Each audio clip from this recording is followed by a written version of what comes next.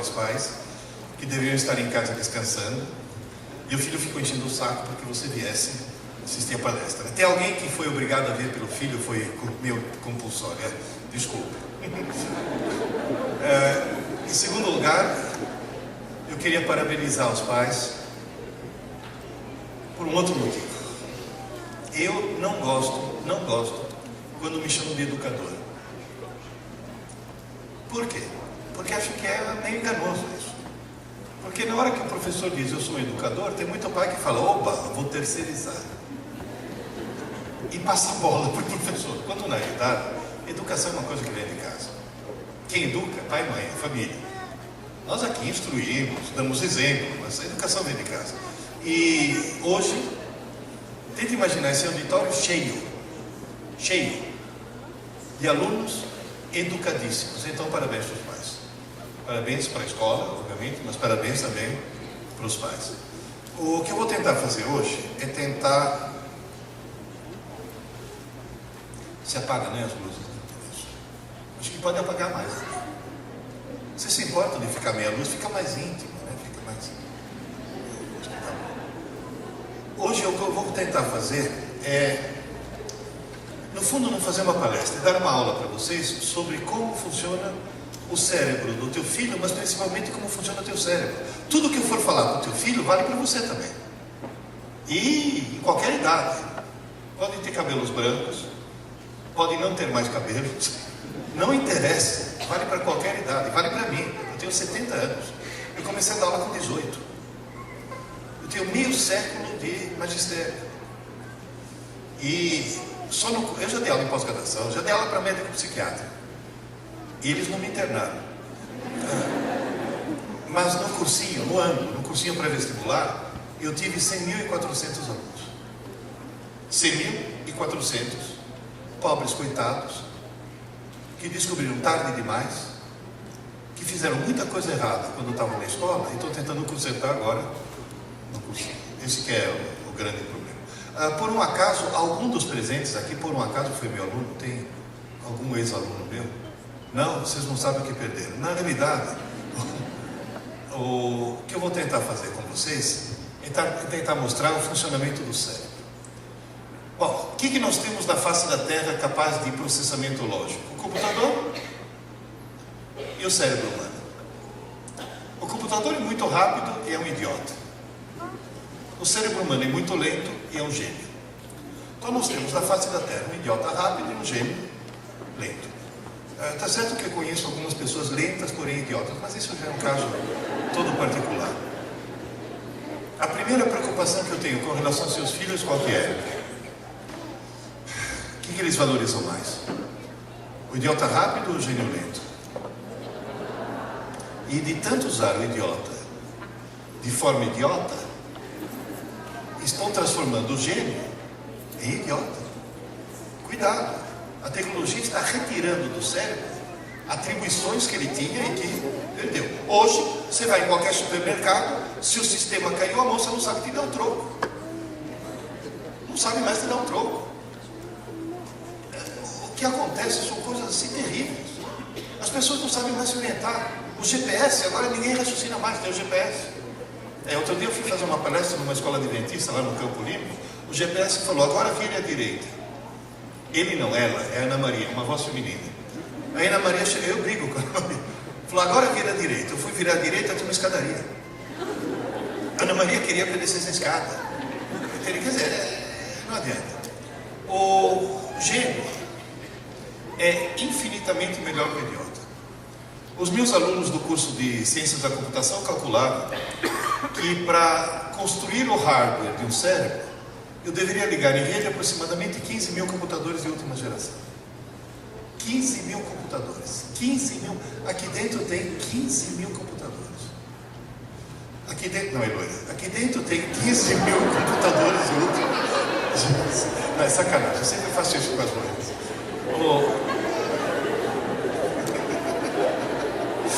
Não tem problema, né? Você está acostumado, né? Você sabe por que toda loira tem 3 torneiras, né, na pia, né? Água quente, água fria e água oxigenada, né? 15 mil computadores, sabe o que quer dizer? Em primeiro lugar, parabéns para o engenheiro. Colocar 15 mil computadores em 1,5 litro, isso é nanotecnologia. Em segundo lugar, pensa um pouco, 15 mil computadores. Você sabe qual foi o computador mais barato que eu já comprei? Tem lugar aqui na frente, viu, gente? Tem bastante espaço, tem lá. O computador mais barato que eu comprei foi um netbook, eu paguei $100. $100. Agora, faz uma conta, vai. Vamos pegar o computador mais barato, $100. 15 mil computadores a $100 cada um. Cada um de nós tem dentro do crânio um patrimônio de $1,5 milhão no mínimo. Um cérebro humano, se fosse construído, se fosse comprado, custaria $1,5 milhão. E veio de presente. Só que é o presente que veio com um pequeno problema. Não veio com manual de instruções. Porque pensa um pouco, no fundo, 15 mil computadores, todo mundo, no fundo é um gênio. Quer dizer, alguns bem no fundo, mas no fundo, tem capacidade enorme. Só que tem esse problema. Se você, professor, esse tem manual de instruções, como é que programa? Tem que aprender uma linguagem de programação. E esse? Que linguagem de programação precisa aprender? Nenhuma. Você já sabe. É a linguagem que você fala. O ser humano não fala porque pensa. O ser humano pensa porque fala. A maneira com a qual você fala é a maneira com a qual você pensa. Nesse momento, eu estou tendo uma certa dificuldade em pensar, porque estou falando em português, então estou pensando em português. E português não é minha língua materna. Eu de vez em quando enguiço quando estou falando em português. Eu sou italiano. Minha língua materna, eu aprendi a falar português com 12 anos. A maneira com a qual você fala é a maneira com a qual você pensa. Isso tem uma consequência muito perigosa. Quem fala errado, pensa errado. E falar errado não é falar nós vai, ou a gente somos. Isso até presidente da República fala assim. Na realidade, falar errado é considerar que sejam sinônimos coisas que não são. Às vezes, coisas que são uma oposto da outra, e a gente acha que é a mesma. Em italiano, tem duas palavras que depois eu vou traduzir para vocês. Na escola, a gente tem allievo e studente. Que a tradução seria aluno e estudante. E na Itália, é muito claro, é muito nítido para qualquer italiano, que aluno e estudante são coisas completamente diferentes. E no Brasil, não. E eu descobri isso recentemente, há uns 3, 4 anos atrás. Eu estava em Londrina, a jornalista chegou para mim e falou: professor Pierre, por que o sistema educacional brasileiro está uma catástrofe? Eu respondi com uma pergunta que para mim era uma resposta tão óbvia, e ela tomou um susto. Ela chegou a colocar na primeira página, porque essa armadilha ela não conhecia. O Brasil está uma catástrofe porque o Brasil tem milhões de alunos e pouquíssimos estudantes. Por favor, pense um pouco a respeito. Qual era a dúvida dela? Aliás, qual é a dúvida de descobrir do Brasil?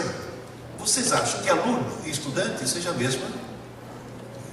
Isso faz com que o nosso sistema educacional seja uma catástrofe. Por quê? Porque os pais dizem: eu quero que meu filho ou minha filha seja um bom aluno. E aí é desgraça. Porque você deveria dizer: eu quero que seja um bom. Não é a mesma coisa. Aluno é alguém que assiste às aulas.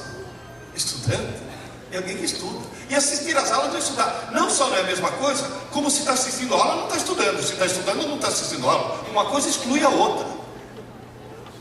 Assistir às aulas é coletivo e passivo. Coletivo porque tem muita gente. Passivo porque tem muita gente que não está fazendo nada. O único cara que está trabalhando é o professor. Agora, cuidado. Estudar é solitário e ativo. Ninguém está estudando se não estiver sozinho.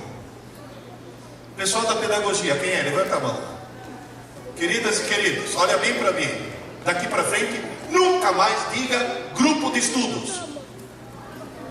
Se é grupo, não é estudo. É a mesma coisa que falar triângulo quadrilátero. É uma contradição inteira. É individual. Ninguém estuda se não estiver sozinho. Teve uma aluninha hoje de manhã que falou: como assim individual? Eu falei: como fazer xixi. Você não pode chegar para tua amiga e falar: olha, estou apertada, vai por mim. Não, é você que tem que ir. Solitário, individual. Oh, mãe, na hora que tua filha chegar, fala: mãe, eu vou ficar na casa da Flávia, que nós vamos estudar junto. Ela vai fofocar com a Flávia. Ela não vai estudar junto. Para estudar tem que estar sozinho. É solitário e ativo. Ninguém está estudando se não tiver um lápis ou uma caneta e não estiver escrevendo. Vou repetir: estudar é escrever. Só e exclusivamente escrever. Não existe outra forma de estudo. Ah, mas espera aí, eu estou lendo um texto de geografia. Não estou estudando geografia, não. Você está lendo. E ler não é estudar. Ué, e como é que eu estudo esse texto? Ué, pega o texto, pega um lápis, papel e vai lendo. Toda palavra importante, escreva. E outra coisa, escreva e não sublinhe. É para escrever. E para escrever manuscrito. É escrever, não digitar. Se você escrever, vai no teu HD. Se você digitar, vai no HD do computador. E na hora de fazer o exame, é você que vai. É esse computador que vai, não é esse. Escrever. Tem gente que fala: tá bom, vai, eu vou escrever. Agora, como é que eu sei o que é importante? Simples.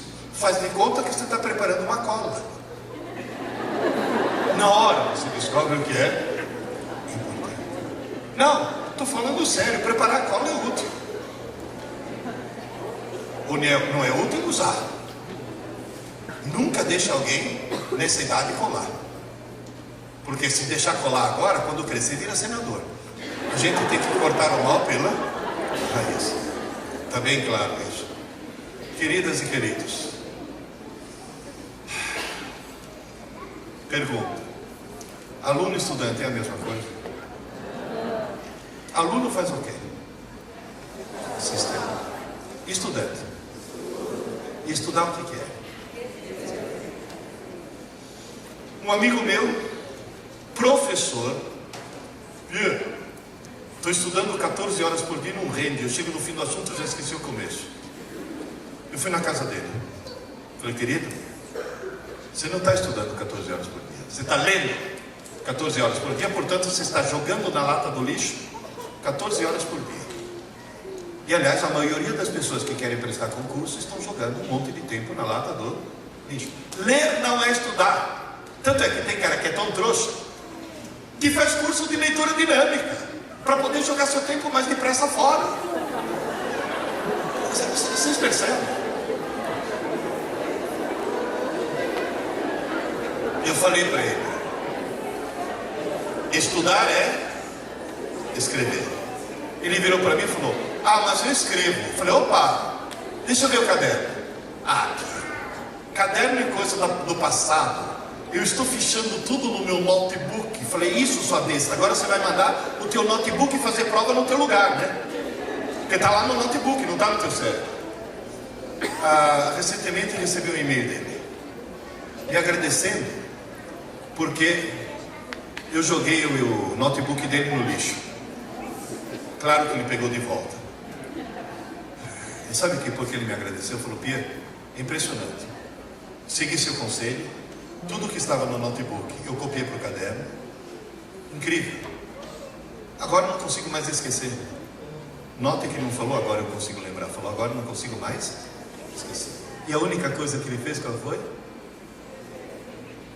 E essa nova pedagogia quer imitar os Estados Unidos, que em vez de ensinar a criança a escrever, quer ensinar a criança a digitar.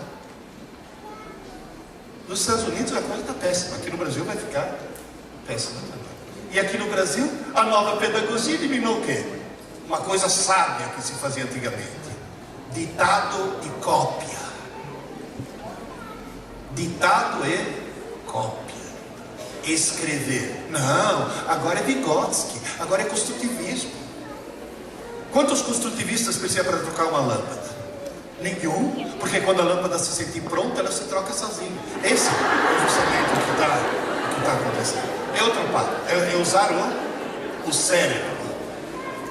Uma mãe chegou para mim, o senhor pode me ajudar? Minha filha está com problema.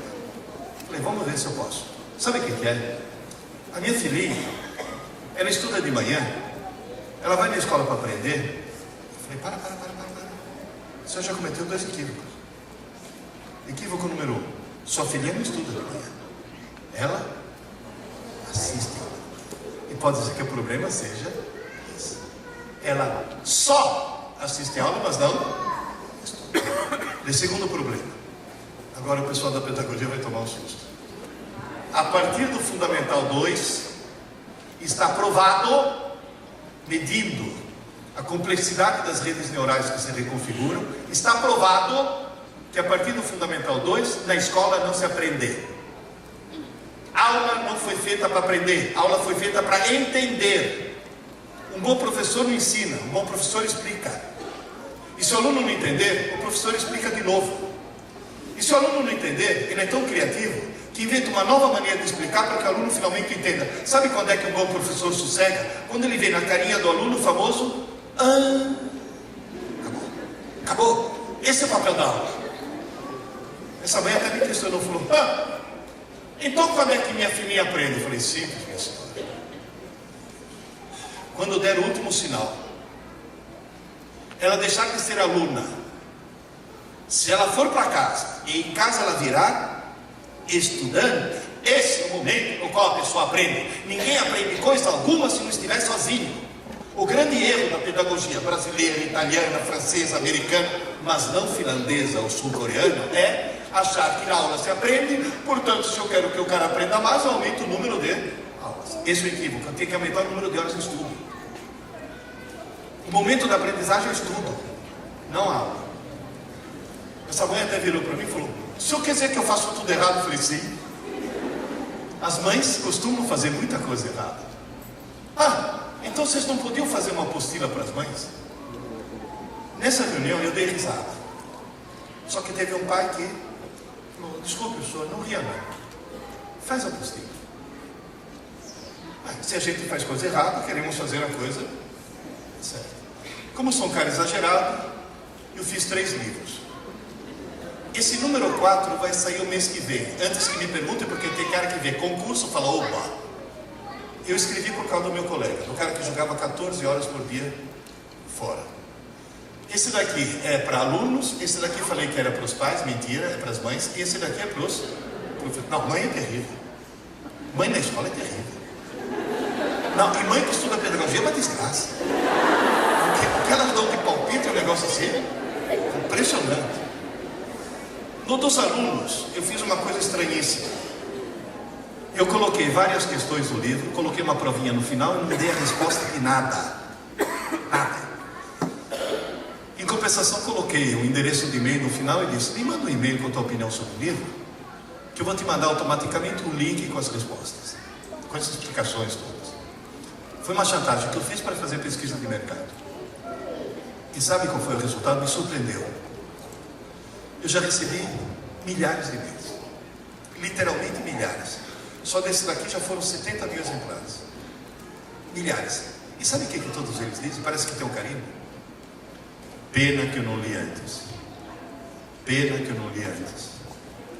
Pessoas que gastavam 14 horas por dia, ou não sei quanto tempo, e descobriram que estudavam muito e sem eficiência, quando poderiam estudar pouco e mais eficiente. Hoje de manhã cheguei para os pequenos, de 6º e 8º, falei, bom dia. Eu vim aqui pedir para vocês estudarem menos. Eu fui aplaudido entusiasticamente. Mas eles só faltou soltarem fogos de artifício. E o pior é que eu mostrei para eles que eles teriam que estudar menos, mas na hora certa. Como é que se estuda corretamente? Qual é a palavra em comum a todos os títulos? Inteligência. Na frente de cada um de nós, existe uma escada chamada escada da inteligência. Todo dia você pode subir um degrau. Só que é um degrau por dia. Um degrau por dia significa o quê?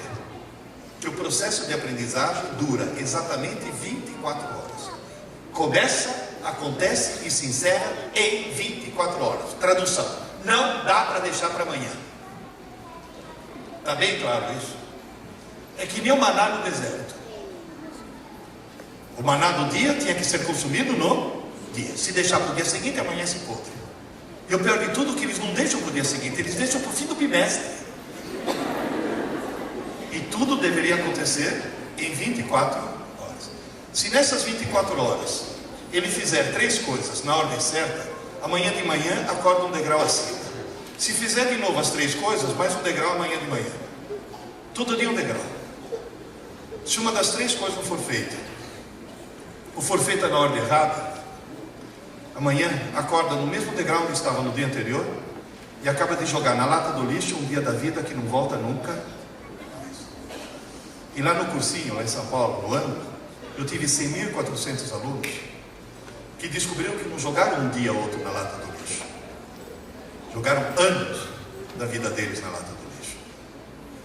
Então, na realidade, vamos nos preocupar bastante e tentar mudar as coisas.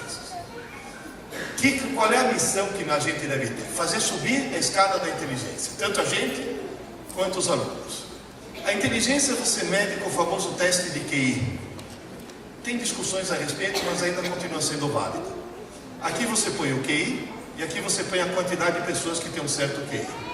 A maioria das pessoas está em torno desse meio, então por definição foi definido como QI C. Se você pegar a humanidade toda e medir o QI por amostragem, a média vai dar 100. 100 é o QI normal, tudo bem?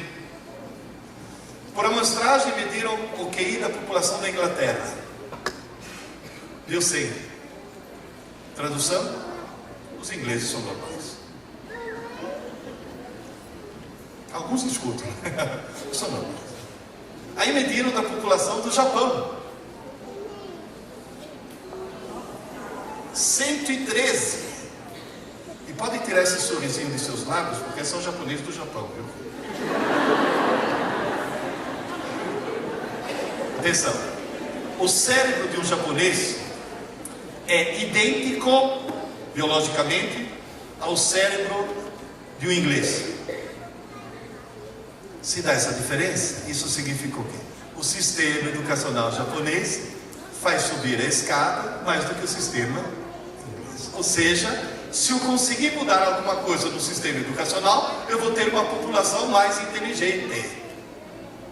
Inteligência se aprende. Posso pular o Brasil?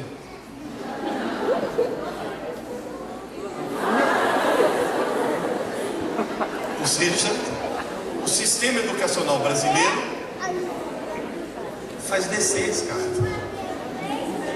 E cá entre nós, eu desconfio que é intencional. Acho que não tem nenhum partido político no Brasil que queira eleitores inteligentes. Posso dizer uma coisa? Ouça um velho professor. Não espere mudanças de cima para baixo. Quer mudança, faz de baixo para cima. O que os brasileiros tiveram que fazer quando quiseram a ficha limpa? Não foi nenhum deputado que propôs. Foram os brasileiros, aquele abaixo-assinado foi de baixo para cima. Não espere nada de cima para baixo. Sr. Pierre, está tão ruim assim? Tá. Inteligência se aprende? Se aprende. Há mais ou menos 40 anos, eu assinava uma revista chamada La Recherche. É uma espécie de Scientific American francesa. Essa revista publicou um artigo dizendo: astronomia é ciência, astrologia é superstição. Os astrólogos franceses processaram a revista. Para se defender, o que a revista fez? Contratou o Instituto de Pesquisa e foi medir caráter, inteligência, talento, vocação, profissão, blá blá blá blá blá, de um monte de gente. E tabularam em função do signo. Para ver qual seria a suposta característica de cada signo. Gente, deu a mesma média em todos. Ou seja, a revista provou cientificamente que a astrologia não funciona. Tem gente que chega e fala: peraí, então por que publica horóscopo no jornal? Aonde? Na página humorística. Eu leio horóscopo, eu morro de rir. Não, e tem coisa útil no horóscopo. Aí tá lá, touro. Eu não sou de touro, mas eu leio todos. Touro, cuidado com os falsos amigos. É útil. Isso não tem coisas. Teve uma aluna que chegou para mim e falou: professor, o senhor não acredita em astrologia? Eu falei: claro que não. Eu sou de Aquário, nós de Aquário não acreditamos em astrologia. Uma característica do signo de Aquário. E ela não entendeu a piada, mas tudo bem. Só que, nessa pesquisa, aconteceu uma coisa esquisitíssima. Os nascidos em Capricórnio, Aquário e Peixes mostraram ter um QI deslocado para mais, ou seja, são mais inteligentes do que os outros 9 signos. E, mais uma vez, podem tirar esse sorrisinho dos seus lábios, porque só os nascidos na França. Já tinha gente se achando. Queridas e queridos, não é influência dos astros. Quem nasce na França, em Capricórnio, Aquário e Peixes, nasce em pleno inverno. No inverno faz muito frio e os pais saem menos de casa e ficam mais tempo com o nenê. E mesmo nas primeiras semanas de vida, o fato do nenê ter tido mais presença dos pais, mais amor, mais carinho e mais estímulos, faz com que intelectualmente ele se desenvolva mais. Inteligência se aprende. Se aprende. Por exemplo, professor Pierre, e o que o Ministério da Educação faz para aumentar a inteligência dos nossos alunos? Olha, eu não vou falar, vou mostrar números. Prontos? Todo mundo aqui já ouviu falar no Enem. Você sabia que existe o Enem Mundial? A Organização para a Cooperação e Desenvolvimento Econômico realiza de 3 em 3 anos uma espécie de Enem Mundial para alunos de 15 anos. O Brasil participou pela primeira vez em 2003. Participaram 41 países. O Brasil foi um deles. Toda manhã, quando acordo, levanto os olhos aos céus e falo: obrigado, Senhor, por ter criado a Tunísia. Muito obrigado por fazer a Tunísia existir. Porque se não fosse a Tunísia, nós seríamos o pior sistema educacional do mundo.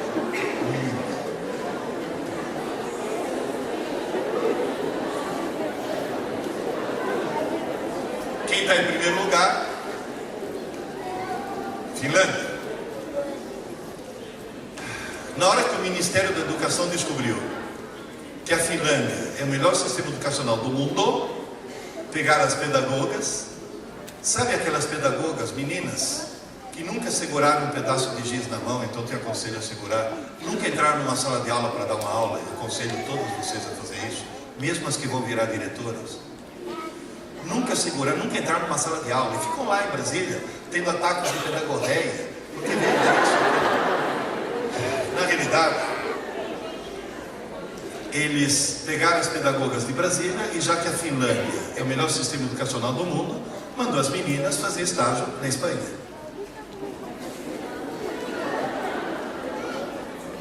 Até agora não entendi o que foram fazer, né? Eu fui para a Finlândia. Conselho: nunca vá para a Finlândia no inverno. É extremamente deprimente. Não é frio. O sol nasce às 11 horas da manhã e se põe às 2 da tarde. Eles têm 3 horas de luz por dia. Tanto é que o índice de suicídio aumenta. E quem não se mata é porque toma vodka. Porque o que eles enchem a cara... Não, é um negócio impressionante. Eu fiz amizade com o professor finlandês, falei: meu, mas por que você bebe tanto? Ele falou: não, eu jamais bebo de dia. É um esforço, é quase um abstêmio, né? O que eu descobri na Finlândia? Número 1. Finlândia é país de primeiro mundo, não tem desigualdade social, portanto esquece a figura da empregada doméstica, não existe. Quem lava os pratos é um dia a mulher, outro dia o marido. Número 2. Que injusto, né? Porque afinal das contas, lá em casa, quem lava sou sempre eu. Quando estou em casa. É que quando estou em casa, meu nome muda. Quando eu estou fora, eu sou Pia. Em casa, eu sou Jaque. Já que você está em casa, você não quer aproveitar. Em casa eu viro chato. Na realidade, a segunda coisa que eu descobri é que a Finlândia é um país altamente feminista. Metade do parlamento finlandês são mulheres. Sim, é por isso que é primeiro mundo. Eu tenho essa opinião. Não é feminista porque é primeiro mundo porque é feminista. Gente, quando as mulheres tomam conta, a coisa funciona. Até agora só tivemos um presidente homem, só deu desgraça. Eu acho que tem que... E vocês arregaçaram as mangas. Até agora só teve presidente homem, foi uma desgraça. Eu torço que daqui para frente vocês tenham presidente mulher. E como, digamos assim, a mudança não pode ser muito brusca, a Dilma é a transição. De forma gradual. Na realidade, todos os pais trabalham, todas as mães trabalham, não tem quem tome conta das crianças. Todas as escolas finlandesas são período integral, porém só tem aula pela manhã. E à tarde, além do esporte, sabe o que eles fazem? Estudam! Toda tarde. As escolas finlandesas de manhã estão abarrotadas de alunos, como nós. Mas a grande diferença é que à tarde estão abarrotadas de estudantes. E aqui não tem quase nenhum. Essa é a grande diferença. Sr. Pierre, em 2006 melhorou? Melhorou. Ficamos acima da Tunísia, que é freguês, do Azerbaijão e do Cazaquistão. 2009 já saiu o resultado já. Quantos países participaram? 65. Opa! 65 países.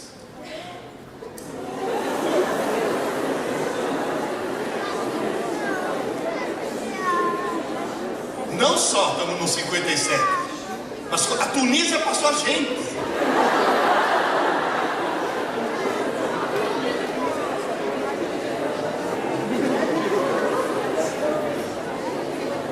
Queridas e queridos, uma observação rápida. No topo não é China, é algumas províncias da China, principalmente Hong Kong. Não é a China inteira, portanto, como país mesmo, a Finlândia continua em primeiro. E vou dizer mais uma coisa. Com exceção da Tunísia e do Quirguistão, que eu coloquei aqui por freio outro, todas as outras bandeiras que vocês veem aqui são de países onde eu já estive, já visitei escolas e já assisti aula. Sr. Pierre, qual é a diferença? Simples. Os países onde as famílias estão preocupadas em ter bons alunos e as escolas estão preocupadas em ter boas aulas, e se o aluno tiver dificuldade, ele tem aula de reforço, e se a matéria for muito extensa, tem mais horas-aula, onde a aula é o centro de tudo, onde para a aula ser mais interessante tem data show, luz eletrônica, tablet, na aula, todas essas escolas estão no fundo do poço. Brasil, Argentina, Chile, tudo. Até os Estados Unidos. Então não me vem com o papo que a educação brasileira não funciona porque falta verba. Nos Estados Unidos não falta verba. E você sabe muito bem que quando você recebe intercâmbio, você recebe, viu, Humberto, americanos aqui, eles têm dificuldade. Até no Brasil eles têm dificuldade. Queridas e queridos, o problema é o modelo que está errado. O problema é o modelo. Agora, atenção. E as escolas que funcionam, quais são? São aquelas onde a aula é importante, mas muito mais importante que a aula é o estudo pós-aula. Essas estão lá em cima. É isso que faz primeiro mundo. É estudante, não aluno. Esse é o ponto. Em 2012, ainda não foi feito o PISA, mas a Globo já tomou um susto. Teve uma outra empresa, uma outra entidade que fez uma pesquisa com 40 países. 40º foi Indonésia, 39º Brasil. A coisa está feia, gente. Está feia. Agora vocês vão dizer, como é que conserta? Einstein dizia: insanidade é continuar fazendo sempre a mesma coisa e esperar resultados diferentes. Então o que acontece aqui no Brasil? O equívoco da pedagogia qual que é? Não deu certo? Melhora as aulas. Continua não dando certo. Melhora mais ainda as aulas. Mas não está. Aumenta o número de aulas. Esse é o grande equívoco. Porque o problema não são as aulas. O problema é o estudo pós. Como é que eu conserto? Se você estiver perdendo o jogo, não mude os jogadores. Mude as regras do jogo. Eu vou explicar rapidamente. Eu aprendi essa regra com o pai de um amigo meu. O Dorival tem a minha idade. Portanto, não nasceu, foi fundado. E tem um irmão quase da mesma idade, o Darcy. Os dois têm 11 meses de diferença. E ele me conta, quando nós éramos crianças, meu pai era muito pobre. Estava começando a vida. Então a sobremesa era um pedacinho de goiabada. Meu pai repartia. E eu e meu irmão começávamos a rolar no chão, brigando para saber quem ia ficar com o pedaço maior. Até que um dia meu pai se encheu das brigas e falou: quer saber de uma coisa? Vou mudar a regra. Colocou a goiabada, a faca, falou: eu não vou repartir mais. Quem vai repartir vai ser um de vocês. Só que a regra é: quem reparte, não escolhe.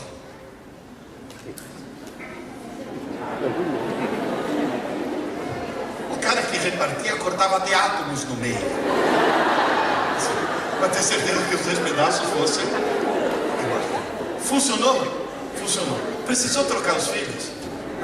Não mudou os filhos, mudou a... Quando um time de futebol está perdendo, eles mudam o técnico, não o jogador. Porque o técnico é o que dita as... Que regra que eu tenho que mudar? Hoje eu já discuti com seus filhos. É eliminar 3 equívocos. Um é grave, um é muito grave e um é gravíssimo. Equívoco grave é que os alunos não sabem mais se comportar.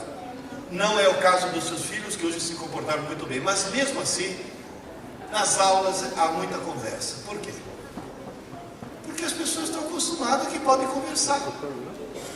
É o excesso de televisores. Vocês já repararam uma coisa? Que tem televisor em tudo que é canto. Onde quer que você vá ter um televisor? Na padaria, no carro, no ônibus. Essas duas, que são loiras por mera coincidência. Quem pintou os slides foi minha filha loira, portanto eu estou isento do processo. Viu, Luísa? Foi a Luísa, que é loira. Essas duas estão fofocando. Esse rapaz está tentando falar com elas. Se ele estivesse aqui em carne e osso, elas estariam sendo muito mal educadas. Mas como ele está no televisor, o que está no televisor eu não posso ignorar. Aliás, todo mundo se acostumou a não ouvir o televisor. Está lá ligado o tempo todo. Quando a Rede Globo não transmitia 24 horas por dia, o chiado da madrugada, aquele tinha 10 pontos no Ibope de audiência. 10, estou falando sério. Está lá ligado. E aí, de tanto não prestar atenção no televisor, as pessoas começaram a não prestar atenção em quem está falando. Inclusive na sala de aula do professor. É um hábito que se criou. Eu estava na Unip, em São Paulo, fazendo uma palestra para 800 alunos. Curso noturno, trabalharam o dia inteiro, estão cansados. 10% estava conversando. Eu resolvi fazer uma experiência.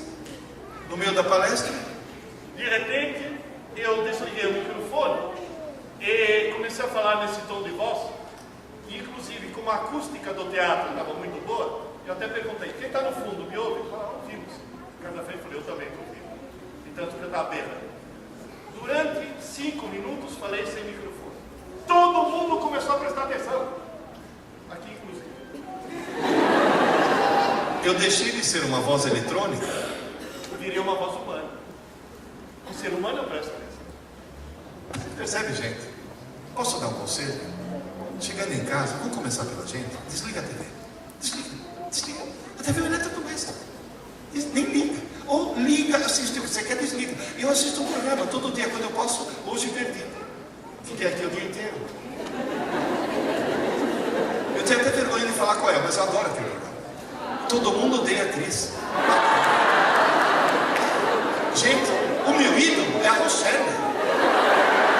Se toda mãe fosse que nem a Rochelle, isso não tinha problema nenhum.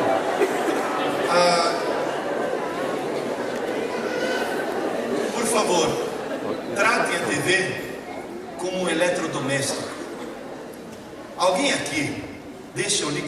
liquidificador ligado 24 horas por dia. Não, de repente dá vontade de fazer uma vitamina, já está ligado. Ninguém raciocina assim com o liquidificador. A mesma coisa com a TV. E a TV tem mais um problema, viu, gente? Eu comecei a dar aula em 1961. Eu parei de dar aula meio século depois, em 2011. O nível dos meus alunos fez isso. Não estou brincando. Eu tenho essa perspectiva histórica. Vocês não têm, sou muito jovem, mas eu tenho. Ano após ano foi caindo. E ao mesmo tempo, a audiência da TV foi aumentando. Não sei se você se lembra. Teve uma época que a gente ia na casa do vizinho para assistir TV, porque nem todo mundo tinha uma TV. Lembra disso? A gente assistia a novela pela rádio. O Herói do Sertão, Jerônimo, o Herói do Sertão. Gente, hoje, a televisão está imbecilizando as pessoas. Se a televisão não estivesse imbecilizando, não existiria o BBB. Porque, olha, assistir o BBB já é um sintoma preocupante. Agora, ligar para o paredão, aí o diagnóstico já está feito. Aí não precisa falar mais nada, tá certo? Se não dizer, só que a TV fez cair, fez. E agora, parou de cair? Não. Agora está despencando. Sabe por quê? Internet. Eu só vou falar só 3 coisas. Eu não falei hoje para seus filhos, porque se eu falasse, eles não deixavam vocês virem. 3 coisas. Número 1. Há 7 anos atrás, Dr. Glenn Wilson, médico psiquiatra do King's College de Londres, publicou um trabalho mostrando que o uso compulsivo da internet, cuidado, eu falei não uso da internet, o uso compulsivo da internet, ou seja, o cara que não consegue parar, produz um rebaixamento no quociente de inteligência do jovem, que é o dobro do que se ele fumasse continuamente maconha. Quando ele publicou esse artigo, todo mundo achou um exagero. Falou, comparar a internet com maconha. Pois é. Uma universidade americana chegou para os seus alunos, há pouco tempo, 6 meses atrás. Chegou para os alunos, falou, vocês querem servir de cobaia para uma experiência? Os alunos falaram, podemos. Tiraram dos alunos por 3 dias, apenas 3 dias, celular e computador. Teve cara que vomitou, teve cara que ficou com febre, teve cara que teve convulsões. Tiveram a mesma síndrome de abstinência do que se fossem dependentes químicos. E hoje de manhã, acho que foi na tua turma, do médico, quando eu falei isso, citei isso, uma das meninas falou, nossa, se tirar eu morro. Se tirar, eu morro. Queridas, queridos, o Hospital das Clínicas de São Paulo acaba de inaugurar um serviço de desintoxicação da internet. E a técnica é a mesma do crack, é a mesma da cocaína. Então provavelmente vocês têm filhos drogados e não sabem disso, porque não é uma droga química. Mas vocês estão colocando o computador no quarto do teu filho, é como se você colocasse pacal de maconha. Gente, cuidado, posso dar um conselho? Quem tem filho, põe o computador na sala, para ver a que horas que liga e principalmente a que horas que desliga. Porque o que tem de menina desmaiando nas escolas na primeira aula, eu achei que era por causa do regime, né? Que as meninas ganham a Barbie, que tem uma cinturinha assim, aí elas querem ter a cinturinha assim, não tomam café da manhã. A Barbie é uma desgraça. Fora que custa um absurdo. Outro dia eu fui ver uma R$60 uma boneca. A Barbie, normal. Porque a Barbie noiva, 180. A Barbie divorciada, 5 mil. Vem com a casa do Ken, o carro do Ken, a lancha do Ken. É uma fortuna. Na realidade, sabe por que elas se esvaiam? Porque elas passam a noite no Facebook. E os meninos com o videogame, o que vem de mãe se queixar, ops, eu não aguento mais. Meu filho chegou ao extremo de colocar um balde embaixo da mesinha do computador.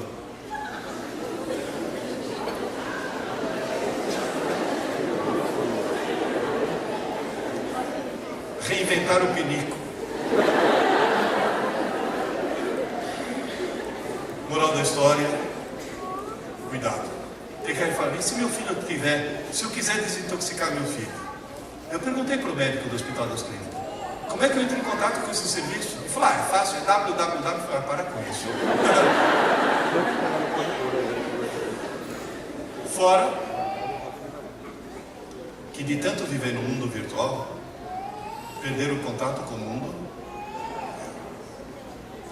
Não estão mais. Gente, tem uma charge que eu vi que é fantástica.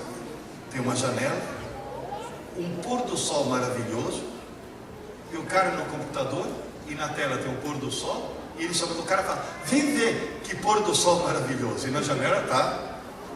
Perderam o contato com o mundo real. Não sabe mais o que é o mundo real. Eu já vi namorados no banco do jardim, ele e ela, os dois com o seu celular digitando. Quase me deu vontade de chegar lá e falei, olha, eu vou te explicar como era na minha época. Gente, bom, tudo isso é grave. Agora vamos para o muito grave. Prontos? Ninguém sobe a escada da inteligência se não for um leitor. Ninguém é um leitor se não for alguém que lê muito. Ninguém lê muito se não for alguém que lê por prazer. Portanto, o truque não é obrigar seu filho a ler, é obrigar a descobrir o prazer dele. E cá entre nós, o sistema educacional brasileiro é especialista em criar o ódio pela leitura. O ódio. Você tinha 10 aninhos. Alguém chegou para você e falou, você vai descobrir o prazer pela leitura. Toma, Dom Casmurro.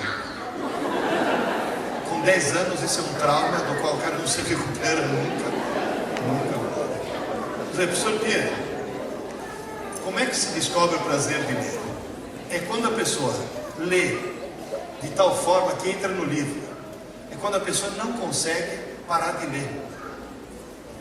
Perde horas de sono para acabar o capítulo. É quando a pessoa chega e fala, eu li o livro e assisti o filme. Mas o livro é muito melhor do que o filme, porque montou seu próprio filme. Professor Pierre, como é que eu descubro o prazer de ler?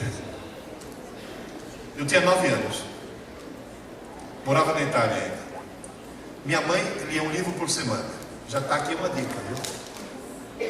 Ver a mãe ler induz também a mãe e o pai.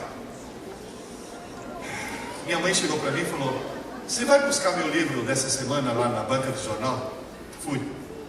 Ela adorava livro de mistério, sabe? Quem será o assassino? Eu lia, mas não gostava muito.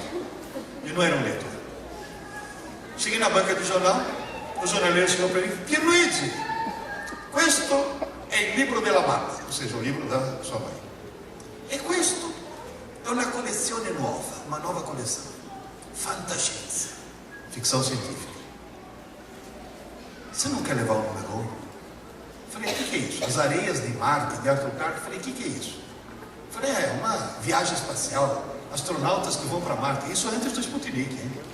Gente, eu comprei o livro, devorei, eu não conseguia parar. Chegava e falava, meu Deus do céu, isso é muito bom.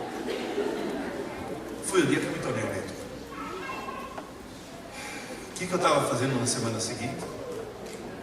Comprando o número, o 3, o 4, o 5. Essa coleção está no Guinness. Sabe por quê? Paradoxalmente, ela ainda existe. Desde aquela época, desde que eu tinha 9 anos de idade. Ela ainda existe. Agora, obviamente, eu estou recebendo pelo correio. Eu tenho todos e li todos. Esse é o número 1. 10 de outubro de 1952, o dia que eu me tornei um leitor. As Areias de Marte, de Arthur Clarke. Esse é o número 1580. Eu tenho todos. Esse chegou pelo correio. Ninguém lê. Espera aí, 1580 em italiano, né? Como eu leio também português, espanhol, francês e inglês, eu devo ter 3 mil livros. Ninguém lê 3 mil livros se não for por puro. Está claro, gente? Como é que eu faço? O truque qual que é? Todo mundo... Olha, eu vou até rapidamente contar a história da Adriana. Meu filho tinha 15 anos, Adriano. Chegou para mim e falou, pai, estou preocupado. Eu descobri que não é que eu não gosto de ler, eu odeio ler.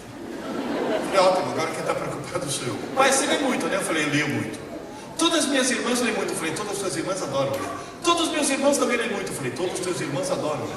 Ô pai, eu sou o único da família que não lê. Será que eu vou ficar burro? Eu falei, não, meu filho, você já é. É uma técnica que eu uso para aumentar a autoestima, sabe?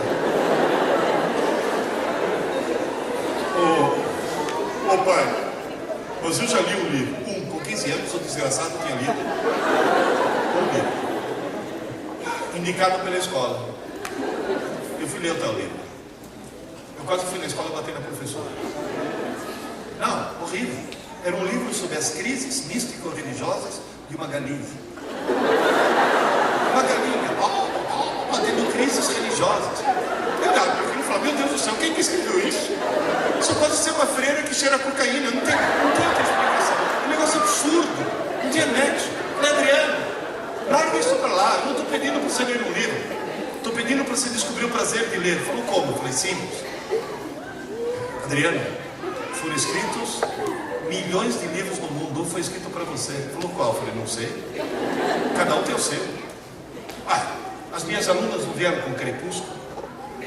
Eu estava no Acre, em Rio Branco, o avião para São Paulo ia sair às 2 horas da madrugada. Falei, vou comprar um livro grosso. Elas falaram tanto em Crepúsculo que eu comprei Crepúsculo. Como me arrependo. Cheguei na metade e parei. Falei, não, esse vampiro é muito mole. Tem que matar logo essa desgraçada. Essa tal de Bela parece adolescente em malhação. Não, e uma aluna me cobrou. O senhor não vai terminar? Eu falei, o dia que eu menstruar, porque atualmente eu não tenho condições biológicas, entendeu? Não tenho condições biológicas de terminar o livro.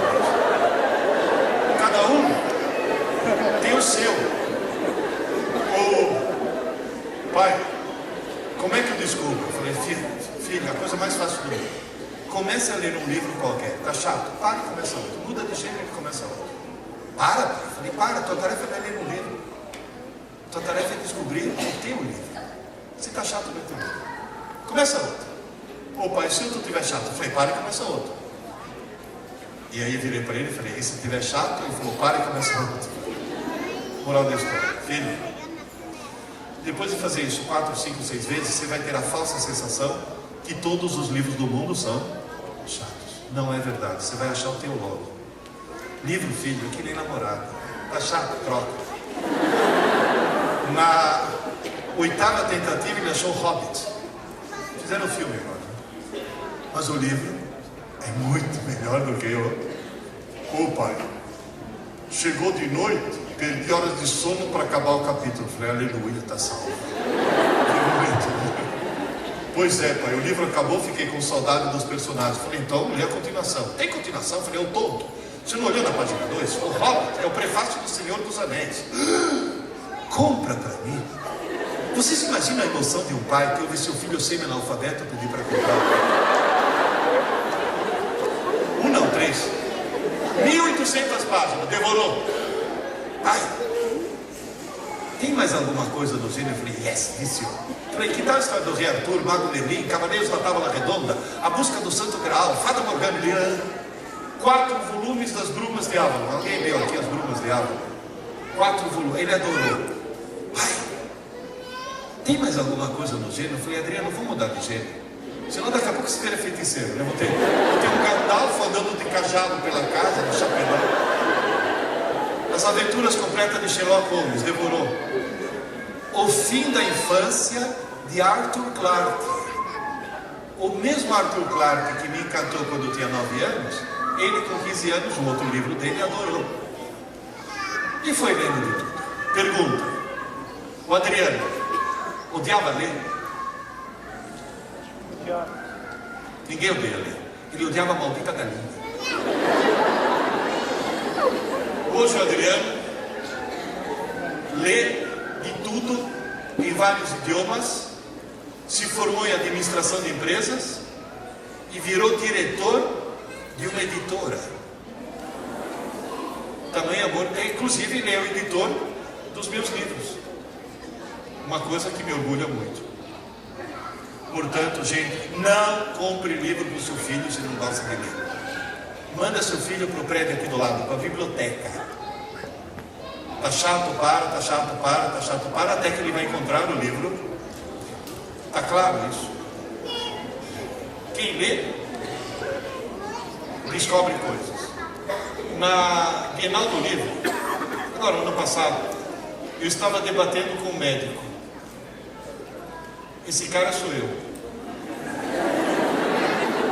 Esse cara é um brasileiro, um médico brasileiro. O dia que um brasileiro ganhar o prêmio Nobel, provavelmente vai ser ele. Dr. Miguel Nicoleles, um dos maiores neurocientistas do mundo. Ele está trabalhando num projeto chamado Walk Again, andar de novo, fazer um paralítico andar. Como? O processo é o seguinte: implantar o chip no cérebro, ler com esse chip todo o córtex, mandar isso para o computador e fazer esse computador acionar uma espécie de robô que o cara veste, o chamado exoesqueleto, que na hora que o cara pensa, eu vou levantar a mão esquerda, o robô levanta por ele. Ou seja, o cara consegue se mover. Ele já fez a experiência com macaco. Nos Estados Unidos implantaram o chip no macaco e todos os dados mandados via computador por satélite para o Japão. Na hora que o macaco fazia, por exemplo, isso, no Japão o robô fazia isso 20 milissegundos antes, porque a transmissão eletrônica demorava menos do que a transmissão no corpo do macaco. Qual é o sonho do Miguel? Eu perguntei para ele, falei, Miguel, de onde veio essa ideia? Ele falou, quando eu era adolescente, eu li um livro do Heine. Eu falei, já sei, Valdo, você matou a charada. Valdo é uma história que eu li também, de um cientista que tinha distrofia muscular, tanto é que ele tinha que viver num satélite em órbita, que não aguentava nem seu próprio peso, que monta justamente esse robô para conseguir essa espécie de exoesqueleto. Que aliás, depois a ficção científica é aqui coisa real, hein? Isso daqui é um exoesqueleto real. O cara tem uma força multiplicada por 20. Heine. O sonho dele, sabe qual é? É vestir um menino tetraplégico com esse exoesqueleto e o chip implantado e fazer com que na Olimpíada de 2016 o último trecho da tocha olímpica não seja um atleta, seja um menino tetraplégico que apesar disso consegue se mover. Uma coisa maravilhosa. Aí eu perguntei para ele, Miguel, o que te inspirou? Ele falou, ficção científica. Aí eu li aquele livro, ficou na minha cabeça. Aí ele virou para mim e falou, e você? Por que você é físico? Eu falei, Arthur Clarke. Inspira. Tem cara que fala, por que ser médico? Porque lê um livro a respeito. Por que virou policial? Porque lê um livro a respeito. Agora o cara lê Dom Casmurro, vai falar o quê? Quando crescer eu quero ser gordo. Pelo amor de Deus, que tipo de literatura é essa? Onde está a inspiração dessas coisas? Queridos, quem lê, imagina. Quem não lê e recebe a imagem pronta, não consegue imaginar nada. Esse é o grande problema. Bom, até agora eu discuti com vocês, grave e muito grave, o que falta? A maior besteira que um aluno brasileiro pode fazer, e a culpa não é dele, a maior bobagem que um aluno brasileiro pode fazer é estudar para a prova. Olha para mim. Quem estuda para a prova consegue ver na prova, consegue tirar boas notas, consegue passar de ano, consegue obter um diploma e não consegue aprender. Por isso que o nosso sistema está péssimo. Por isso que o estudante de medicina faz 6 anos de medicina e depois de formado tem que fazer cursinho para passar no exame de residência. Isso é absurdo. O cara faz 5 anos de direito, depois tem que fazer cursinho para passar no exame da OAB. O que é isso? É cara que estuda para a prova, não estuda para aprender. Vocês vão dizer, mas a coisa é tão ruim assim? Pensa um pouco. A escola marcou uma prova na quinta-feira de manhã. Estou visualizando a situação? Quinta-feira de manhã tem prova. Quando é que o aluno normal começa a estudar? Na quarta não é normal. Na quarta é alguém que tem visão a longo prazo. É alguém que planeja o futuro. É na quinta de manhã. Senhora, posso estudar na sua aula que eu tenho prova na aula seguinte? Você sabe por que todo mundo, gente, na PUC, em São Paulo, eu dava aula na pós-graduação para médico psiquiatra.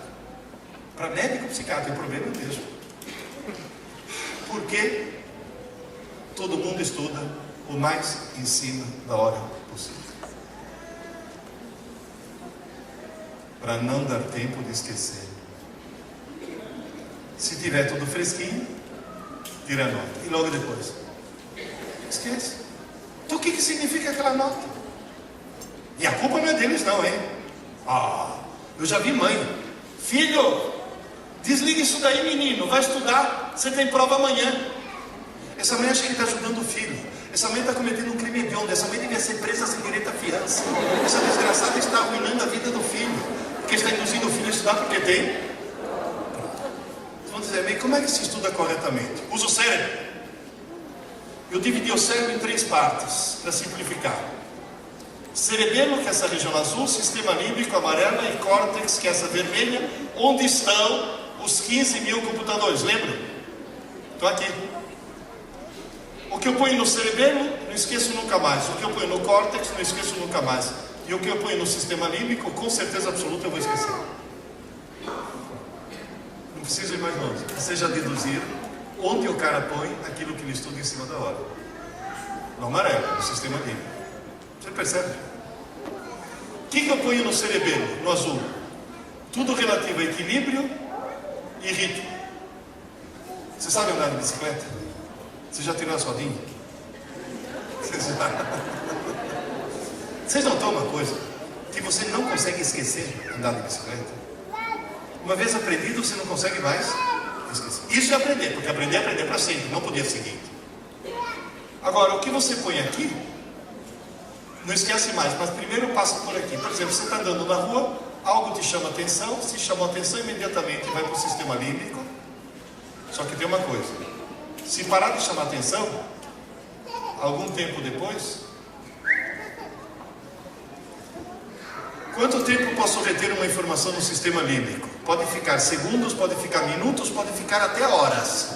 Jamais dias. O conteúdo do sistema límbico não sobrevive a uma noite de sono. Lembra? 24. Agora, tem coisas que, por exemplo, hoje eu estava brincando com eles.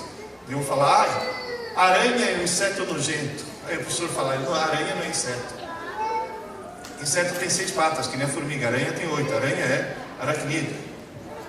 Uma informação dessa, agora me ajuda aí. Se foi recebida na aula, foi recebida na condição de aluno ou de estudante?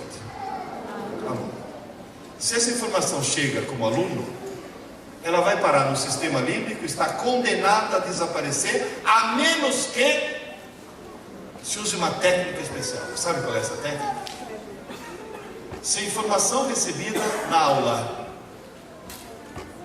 se no mesmo dia, cuidado, no mesmo dia, 24 horas, se ela for trabalhada ativamente como estudante, e se é estudante, quantas pessoas tem aqui? Se é ativamente, o que ela tem na mão? Lápis. Se ela trabalhar 1, 2, 3, 4, 5, 6, formiga, 6 patas. Aranha, 1, 2, 3, 4, 5, 6, 7, 8 patas. Formiga, inseto, aranha, aracnídeo. Quem está se dando o trabalho de fazer tudo isso? É aluno ou é estudante? Agora, cuidado, pedagogas, tem que ser no mesmo dia. Naquela noite, ao dormir, e só durante o sono, a aranha é copiada do sistema límbico por córtex, e só durante o sono. Amanhã de manhã, quando acorda, daqui já sumiu, porque não sobrevive a uma noite de sono, mas aqui vai estar lá para sempre. Tanto quanto andar de bicicleta. Professor Pierre, quais são as 3 coisas que eu devo fazer para subir a escada? Número 1, assistir a aula com atenção para entender. 2, estudar aquela aula depois da aula, ativamente, para aprender. 3, dormir uma boa noite de sono para fixar. Feitas essas 3 coisas, no dia seguinte, eu acordo um degrau mais inteligente, com uma informação a mais no meu cérebro. Está bem claro isso? Ou seja, o cérebro funciona de tal sorte que Toda aula assistida hoje deve ser estudada hoje, antes que se passe uma noite de sono. Papais e mamães, quem assiste a aula de manhã tem que fazer a lição à tarde e não dormir à tarde. Quem assiste a aula à tarde tem que fazer a lição à noite, não na manhã seguinte. E quem assiste a aula à noite está ferrado. Quem assiste a aula à noite vai fazer o que eu fiz.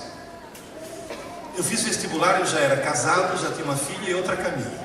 Casado com mulher grávida, eu tive a coragem de fazer um vestibular. E entrei na física da USP. De dia eu trabalhava para sustentar a família. À noite assistia a aula na física. Chegava em casa exausto e ia dormir meia hora mais tarde. Aquela meia hora era preciosa, porque tem que ser antes que se passe uma noite de sono. Senhor Pierre, onde que eu consigo meia hora? Quer um conselho? Desliga a TV. É o maior ladrão de tempo que tem. Ah, mas a professora mandou estudar um texto. Que horas que eu vou ler aquilo? Queridas, 85% da minha cultura foi adquirida em cima de um vaso sanitário. Portanto, tempo para ler você sempre vai encontrar. Está bem claro isso. Atenção, pergunta interessantíssima. Meu filho almoça. Depois do almoço, pode tirar uma soneca? Pode. As neurociências mostram que para não perder nada, a soneca pode durar no máximo 15 minutos. 15 minutos. Ah, mas meu filho dorme a tarde toda que nem um porco. Tratamento de 3 dias de CAG.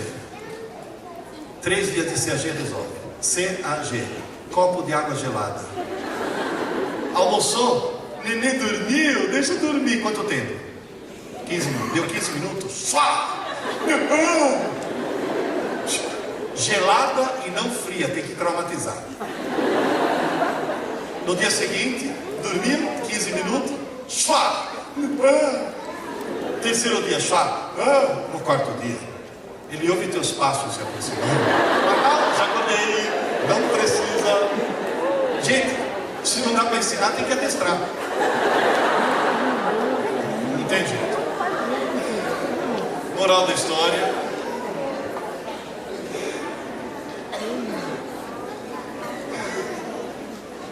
eu vou contar uma história rapidíssima. Em 2001, eu infartei. Minha mulher me levou para o hospital. Eu cheguei no hospital, me fizeram eletrocardiograma, o eletro estava normal, o médico falou que eu não tinha infartado. Eu falei que tinha, estou infartado, não tá. Eu tinha razão, eu tinha infartado. Só que graças a isso me colocaram na enfermaria, todo monitorado. E no meio da madrugada, meu coração, em vez de fazer estutum, fez asbara. Quando o coração faz asbara, isso se chama fibrilação ventricular. Isso mata, porque para de bombear sangue. Na hora que eu senti o esbalada, eu levantei a mão e falei: enfermeira, vou morrer. Vou morrer. Eu fiquei morto 3 minutos. A minha mulher não me perdoa até hoje. Falou: você é um idiota. Você falou: eu vou morrer sorrindo. Por que você sorriu? A enfermeira achou que você estava brincando. Por que você sorriu? Eu falei: eu nunca tinha morrido antes. E ó, posso dizer uma coisa? Eu achei que eu ia morrer e morri sorrindo.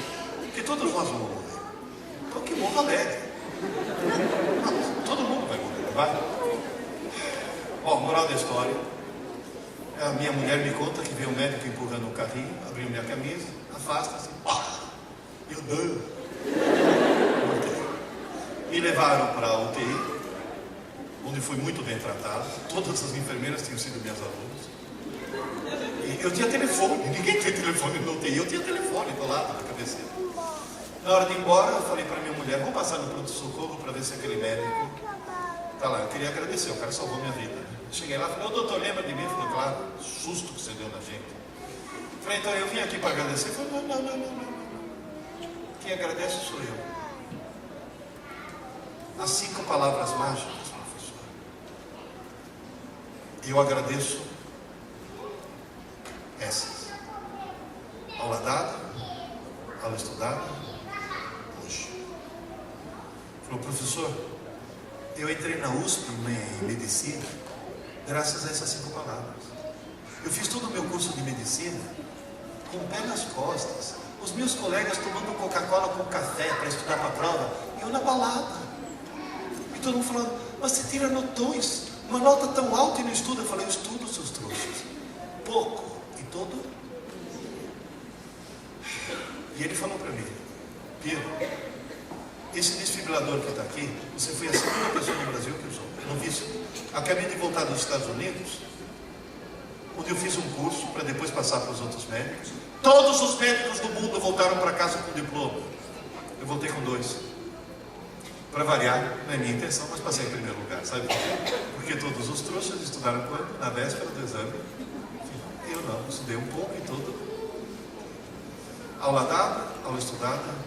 Papais e mamães, criem nos seus filhos o hábito de estudar todo. Filho, desliga esse videogame e vai estudar, menino. Você teve aula hoje. Vai estudar porque você teve aula hoje, não porque você tem prova. Estudar todo dia. Luísa, quando ela tinha 4 anos, de vez em quando, ou você ou tua mulher tem que chegar e falar, filhinha, você já escovou os dentes? A Luísa agora tem 17 anos. Não só não precisa mais falar, mas se faltar água em casa, ela vai na geladeira, pega água mineral e escova os dentes com água mineral. Porque aquilo que era uma obrigação se tornou uma necessidade, porque ela criou. Crie nos seus filhos desse estudar pouco e todo. E sabe o que acontece? Quem faz aula dada no estudado hoje, nunca mais na vida precisa estudar para a prova. Não precisa mais, já está tudo lá na cabeça. Poderia ter até prova de surpresa, porque está tudo lá. Hábito de estudar pouco e todo. E as mães que têm neném em casa, pequeno, faz dormir no colo. Criança precisa de carinho. E faz dormir balançando nesse ritmo. Que dá tempo de falar aula dada, aula estudada, aula dada, aula estudada. Tá bem? Quanto mais cedo começar, melhor. Está bem claro isso? As 5 palavras mágicas. Existe o momento da aula e muito tempo depois o momento da prova. Aluno inteligente estuda no dia da aula. Aluno abestado estuda para a prova. Professor Piero, nas suas andanças por esse país, nas minhas andanças pelo mundo, eu conheci 42 países. 42. Nas minhas andanças pelo Brasil, eu conheci praticamente todos os estados. Eu estou andando pelo Brasil para contar o que eu vi no mundo. Qual é a porcentagem de abestados que o senhor acha que tem no Brasil? É da ordem de 99%. Somos um país de abestados. Por isso que estamos lá embaixo. Olha para mim. Que tal o seu Jasper vir à Finlândia? Os alunos já se convenceram. Os professores já se convenceram. Os pais, pelo jeito, estão começando a se convencer. Vão vir à Finlândia? É fácil. É só fazer. E não precisa mudar quase nada. Não, mas é bem simples. A vantagem de vir à Finlândia, sabe qual que é? Papais, começa a ficar preocupados. Em 1750, no mundo inteiro, tinha 1 bilhão de pessoas. Quando eu cheguei no Brasil em 54, já eram 3 bilhões. Na virada do milênio já eram 6. Já são 7. Sabe o que quer dizer isso? Quando eu fui procurar meu primeiro emprego, tinha uma vaga e 5 candidatos. Quando você for procurar o seu primeiro emprego, vai ter uma vaga e 20 candidatos. E quando ela for procurar o primeiro emprego, vai ter uma vaga e 50 candidatos. Um mundo que tem cada vez mais gente e cada vez menos necessidade de mão de obra. O caixa eletrônico colocou 1 milhão de bancários no olho da rua.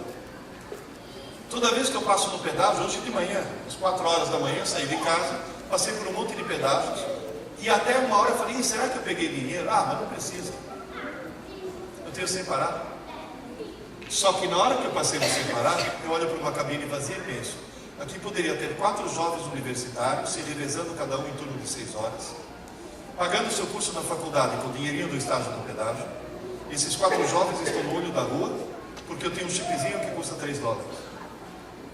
Gente, seus filhos vão entrar num mundo que tem cada vez mais gente e cada vez menos necessidade de mão de obra. Tem saída? Tem.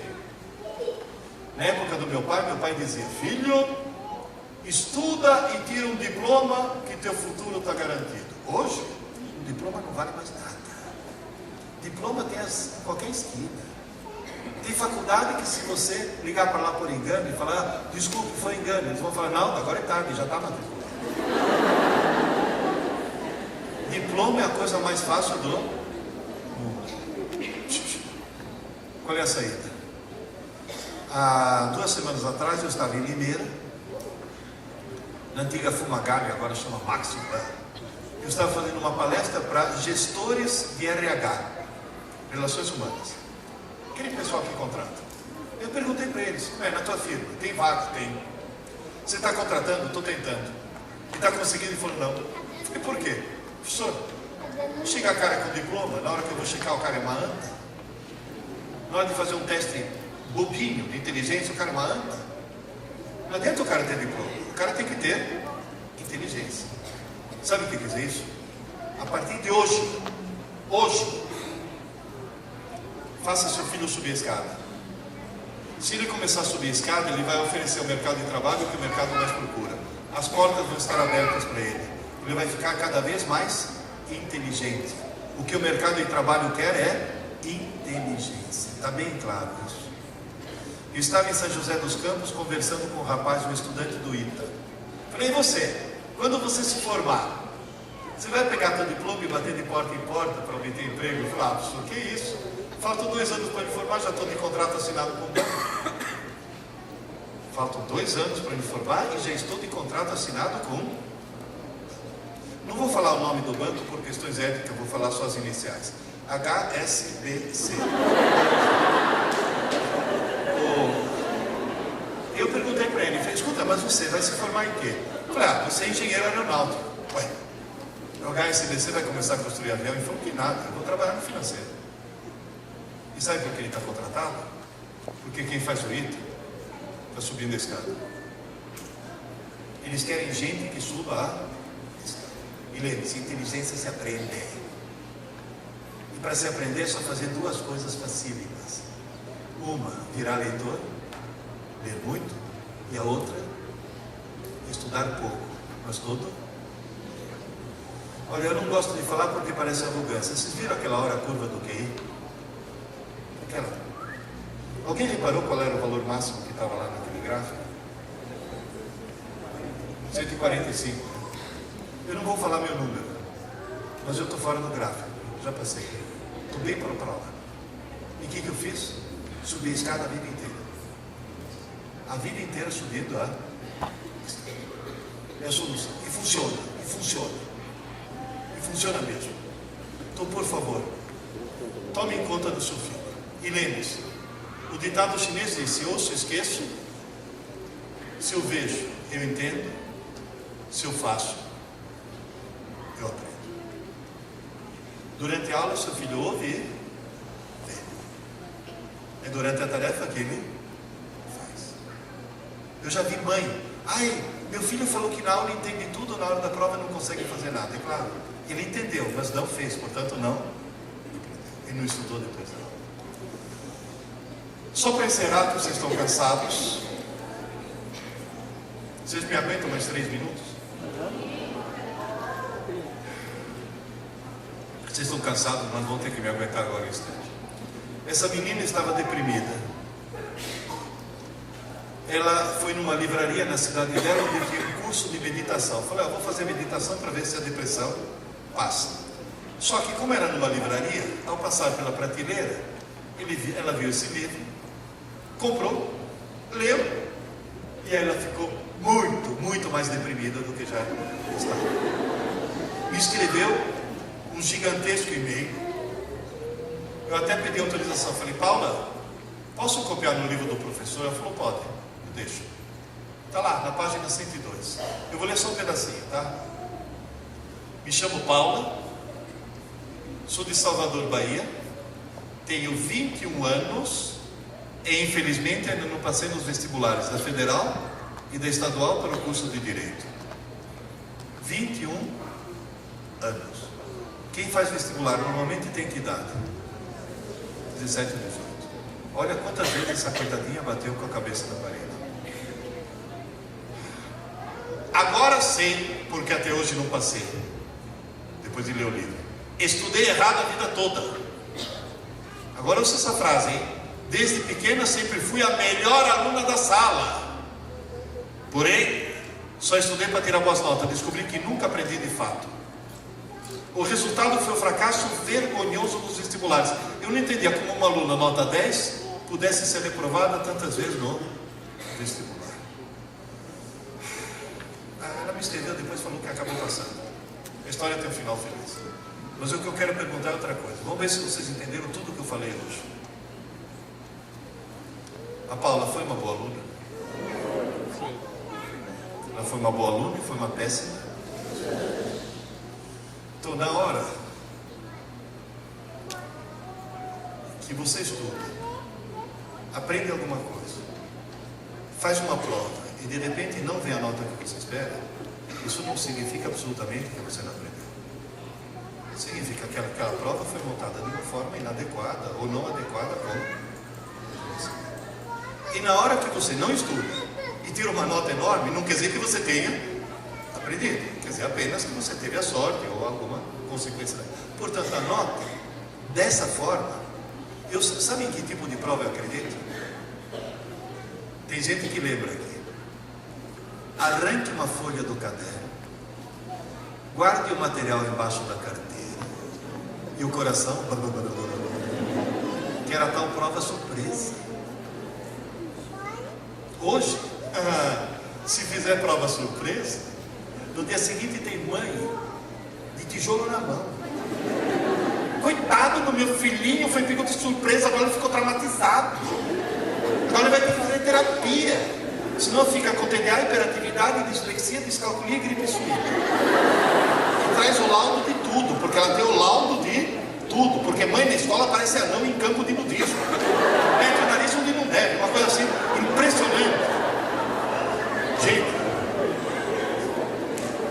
você tem imaginação, hein? Gente, o grande problema é esse. Não tente ter bons alunos, tente ter bons. Está bem claro isso. Eu queria contar uma última coisinha. Eu estava aqui em Campinas, em Viracopos, entrei no avião da Azul. A aeromoça, enquanto estava taxiando, falou: e agora pedimos a todos os passageiros para ouvirem as instruções de segurança, inclusive os passageiros frequentes. Viu, professor? Falei: você acha o quê? Senta aqui que eu sei essas instruções melhor que você. Já decorei. Uma delas eu decorei. Me ouçam, por favor. Em caso de despressurização da cabine, máscaras cairão. Puxe para liberar o fluxo de oxigênio, coloque a máscara sobre o nariz e a boca, prenda com elástico e, se tiver uma criança ao seu lado, coloque a máscara primeiro em você, para que depois você possa ajudar a... Será que alguém aqui desconfiou? Por que eu contei essa história?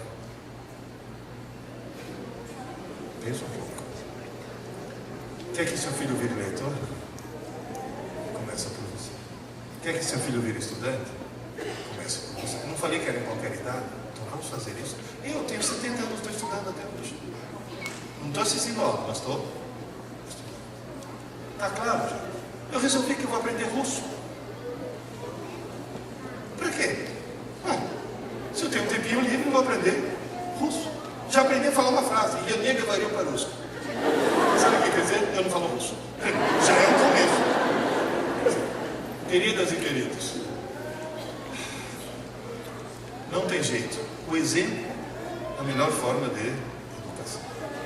Professor Pietro, só para encerrar. Se a palestra tivesse que ser ultra curta, tendo apenas 5 palavras, o que eu teria dito?